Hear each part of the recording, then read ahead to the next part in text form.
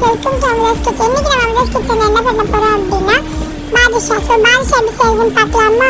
3 tablespoon curd ஊத்தி அதுல half pinch உப்பு, half pinch baking soda போட்டு அதை நல்லா blend பண்ணோம் அப்படினா நல்லா கை விட்டு கலக்கணும்னா பபிள் வரும். ஸோ அதில் மைதா மாவு 250 கிராம், கீ 2 ஸ்பூன் ஊற்றி அதையும் நல்லா ஒரு மாவு பதத்துக்கு மிக்ஸ் பண்ணிடணும். அதுக்கப்புறம் 150 கிராம்ஸ் சுகர் போட்டு கொஞ்சமாக 50 கிராம்ஸ் தண்ணி ஊற்றி அதை நல்லா சர்க்கரை பால் கரைச்சி வச்சுக்கணும்.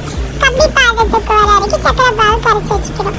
அதுக்கப்புறம் என்ன பண்ணணும் அப்படின்னா நம்ம வச்சிருந்த மாவை, உருட்டி வச்சிருந்த மாவை குட்டி குட்டி உருண்டையாக போட்டு அதை தட்டி நம்ம கை ஷேப்க்கு ஒரு சின்ன நமக்கு வேணா எவ்வளோ வேணாம் எந்த சைஸில் வேணால் சின்னதாக உருண்டையாக பண்ணி அதை எண்ணெயில் போட்டு பொரிச்சு எடுத்துடணும். நல்லா 2 சைடும் கோல்டன் ப்ரௌன் ஆகிற அளவுக்கு இந்த மாதிரி நான் காட்டுற வரைக்கும் பொரிச்சு எடுத்துடணும். பொரிச்சு எடுத்ததில் சக்கரை பாகு நம்ம ஆல்ரெடி செஞ்சு வச்சிருக்கோம்ல, அதில் கொஞ்சம் ஏலக்காய் தட்டி போட்டு அந்த சக்கரை பாகு ஒரு பாதுஷா வச்சிருக்க பிளேட்ல கொட்டினா நம்மளோட பாதுஷா ரெடி. தேங்க்யூ ஃபார் வாட்சிங்.